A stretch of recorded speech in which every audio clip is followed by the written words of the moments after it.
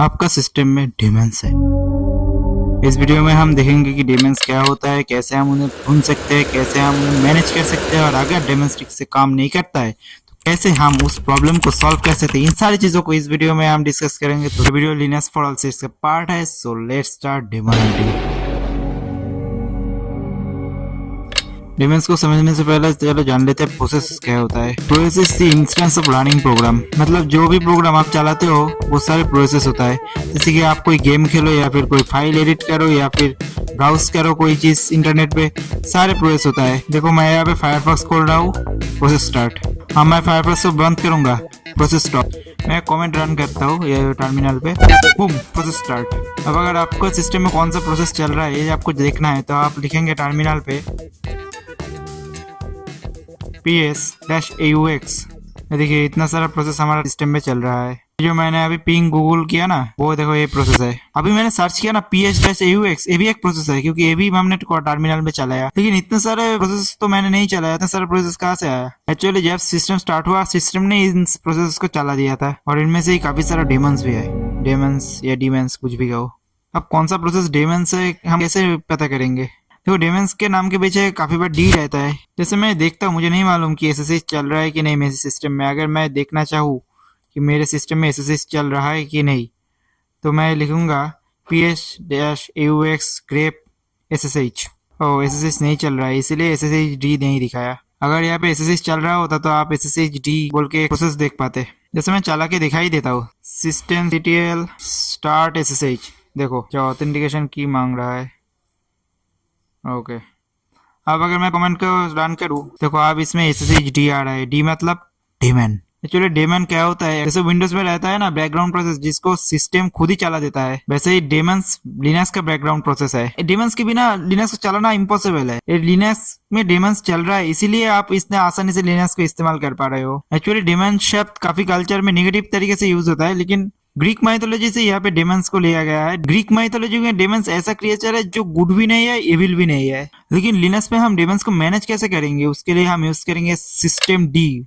System D एक master daemon है। System D के पीछे भी डी है, इसका मतलब सिस्टम डी खुद भी एक डेमन है। सिस्टम डी का लिनक्स पे मेनली दो काम है, एक तो वो सर्विस मैनेजर है, दूसरा वो इनिशियलाइजेशन सिस्टम के तौर पे भी काम करता है। और ये दोनों ही काम बहुत ही इंपॉर्टेंट है। जब आप लिनक्स सिस्टम को बूट करते हो ना तो बूट लोडर कार्नेल को स्टार्ट करता है, कार्नेल सिस्टम डी को स्टार्ट करता है और सिस्टम डी फाइल्स को माउंट करता है और सारे डेमन्स को स्टार्ट करता है। अब देखो मैं एक चीज दिखाता हूँ। अगर मैं फिर से पिछले कमेंट्स को चलाऊँ ps-aux, देखो यहाँ पे काफी सारे प्रोसेस है ना जो चल रहा है पहले से। अगर मैं ऊपर जाऊँ और यहाँ पे देखो जो प्रोसेस आईडी जिसका 1 है वही एक्चुअली सिस्टम डी है। ये सिस्टम डी ऐसा प्रोसेस है जो सबसे पहले चलता है इसीलिए इसके प्रोसेस आईडी 1 है। और देखो मैं एक कमेंट लिखता हूँ ps-tree। यहाँ पे देखो सबसे पहले सिस्टम डी स्टार्ट हुआ, उसके बाद उससे सारे प्रोसेस फॉर्क हुआ।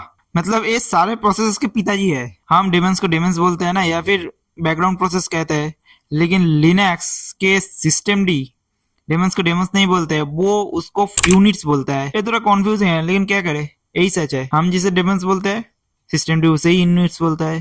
अगर सारे डेमन्स को देखना है ना तो हम लिखेंगे sudo systemctl list units। देखो काफी सारे डेमन्स आ गए लेकिन यहाँ पे सारे डेमन्स नहीं है। अगर सारे डेमन्स को देखना है तो क्यू प्रेस करके बाहर निकलने के बाद पिछले कमेंट के पीछे लिखेंगे -all sudo systemctl list -units -all। देखो यहाँ पे भी काफी सारे डेमन्स है लेकिन यहाँ पे भी सारे डेमन्स नहीं है। ये बस वो डेमन्स है जो रन किया है, इसे मतलब वो डेमन जो मेमोरी में पार्स हुआ है। अगर आप इस तरफ जाओगे तो देखो यहाँ पे लोडेड एक्टिव, एंटर दबा के मैं एक एक लाइन नीचे जा सकता हूँ और स्पेस बार दबा के आप नेक्स्ट पेज पे आ सकते हो। मेमोरी में पार्स हुआ है या नहीं हुआ है वो मैटर नहीं करता। अगर आपको सारे डेमन्स देखना है तो आप लिखेंगे sudo systemctl list units नहीं unit files। देखो यहाँ पे सारे डेमन्स है, सिस्टम में जो भी डेमन्स है हमारा सारे यहाँ पे दिखा रहा है। ये देखो नीचे जा रहा हूँ स्पेस बार दबा के। ये देखो यहाँ पे MySQL है। अगर मैं ऊपर जाऊँ देखो यहाँ पे Apache है, देखो SSH। यहाँ पे सर्विस के अलावा स्लाइस भी है, सॉकेट्स भी है।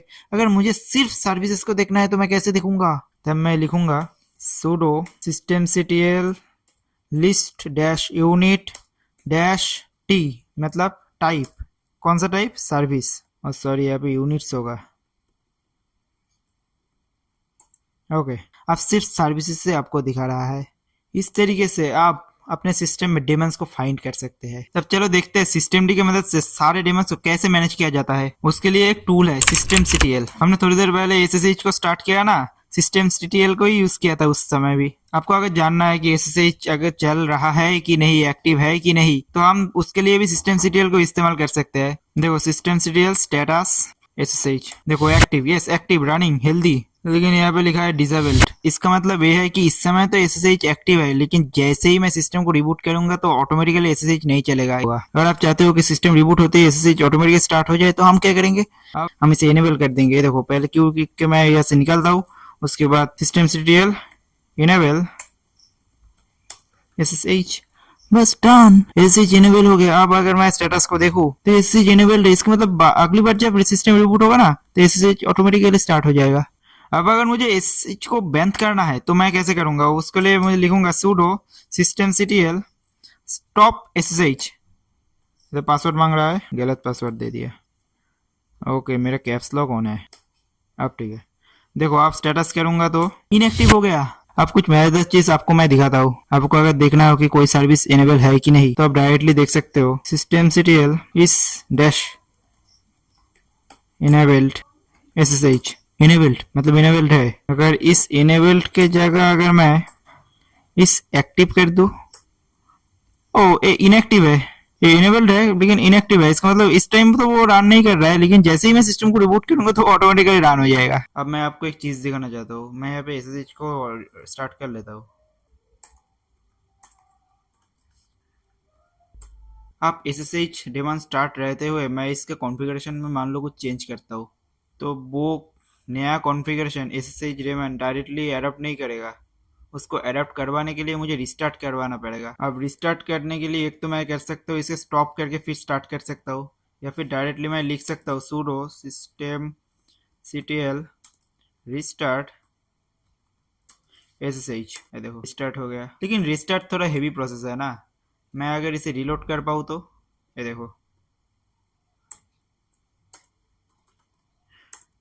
रिलोड एक अच्छा ऑप्शन है। इसमें भी वो नया कॉन्फ़िगरेशन को अडॉप्ट कर लेता है, लेकिन काफ़ी बार कोई डेमन्स या सर्विसेज रिलोड नहीं कर पाता है ऐसे, उस समय रिस्टार्ट करना पड़ता है। तो हम एक कमेंट लिख सकते हैं sudo systemctl reload और डैश रिस्टार्ट। इससे होगा क्या, अगर तुम रिलोड कर सकते हो तो रिलोड कर लो या फिर रिस्टार्ट करो। अब मैं अगर एंटर करूँ तो जाहिर सी बात है रिलोड कर सकते हैं, इसीलिए रिलोड ही करेगा। तो अब तक तो आप डेमन्स को स्टार्ट स्टॉप करवाना, इनेबल डिसेबल करना, उसका स्टेटस को चेक करना सब कुछ जान चुके हो ना। अब चलो कुछ काम करके देखते हैं।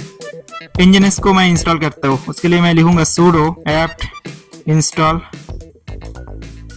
nginx। ओके, तो ये बोल रहा है कि nginx पहले से इंस्टॉल्ड है। तो चलो nginx को स्टेटस को देखता हूँ। उसके लिए लिखूंगा systemctl status nginx। देखो वो डिसेबल्ड भी है, इनएक्टिव भी है। तो अब आपका काम है कि कमेंट सेक्शन में लिखिए क्या कमेंट मैं लिखूंगा इसको इनेबल करने के लिए और इसको स्टार्ट करने के लिए। मैं वीडियो को कुछ सेकंड के लिए पॉज करता हूँ। ओके, इसको इनेबल करने के लिए लिखूंगा sudo systemctl enable nginx।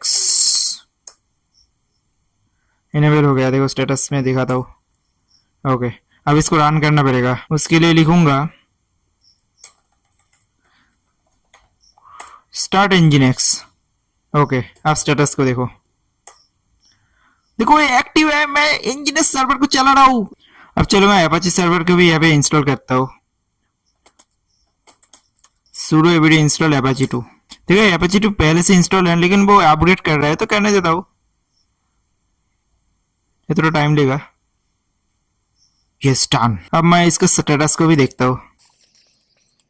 sudo systemctl status apache 2 disabled है, इनएक्टिव है। अब हमारा काम है इसको भी इनेबल करना और एक्टिव करना। तो इनेबल करने के लिए कमांड है sudo enable apache 2। Yes, enable हो गया। अब मैं एक्टिव करूंगा इसको sudo systemctl start apache 2। Oh shit, कुछ एरर दे रहा है। ठीक है, यहाँ पे बोल रहा है कि जर्नल सीटीएल को देखो। एक्चुअली जर्नल सीटीएल कुछ लॉग्स रखता है कि सिस्टम डी कैसा काम कर रहा है, कुछ प्रॉब्लम हो रहा है कि नहीं। चलो जर्नल सीटीएल के जाके देखते हैं। अच्छा, आपको पता है कि लॉग्स कौन फोल्डर में हम रखते हैं लिनक्स पे? मैंने एक पिछले वीडियो में बताया था कौन सा फोल्डर क्या काम करता है। अगर आपने वो वीडियो नहीं देखा है तो आप इस आई बटन में जाके उसको देख सकते हो, लेकिन हमें यहाँ पे वो उसको जरूरत नहीं है क्योंकि हम उस फोल्डर में जाके इसको देखने नहीं वाले हैं। तो उसके लिए मैं लिखूंगा sudo journal ctl -xe। Wow, बहुत सारा लॉग है। देखिए यहाँ पे दिखा रहा है फेल एबरचूटू सर्वर। क्यों फेल हुआ है? यहाँ पे बोल रहा है कि एड्रेस ऑलरेडी बीन यूज्ड। अबे क्या मसला है, कैसे इसे सॉल्व करता है? Topic for another video. एक ही वीडियो में कितना कुछ बताऊं, लेकिन ये जान लो कि ये वीडियो एक प्लेलिस्ट का पार्ट है। अगर प्लेलिस्ट को नहीं देखा है तो प्लीज जाके देख लो प्लेलिस्ट के पिछले वीडियोस को, उससे आपका कॉन्सेप्ट ज्यादा क्लियर होगा। अगर वीडियो अच्छा लगा है तो लाइक करो, चैनल को सब्सक्राइब करो ऐसे वीडियो और भी देखने के लिए। चलो मिलते हैं नेक्स्ट वीडियो पे।